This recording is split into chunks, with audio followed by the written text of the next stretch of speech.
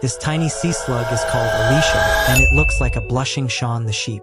But this is the most amazing part. It can photosynthesize like a plant. Yes, you heard it right. When it eats algae, it steals the chlorophyll and stores it under its skin, turning sunlight into food. Yep, it's basically a solar-powered animal. But the catch? It has to recharge with new proteins from time to time. A creature that blurs the line between plant and animal? Nature, you're wild.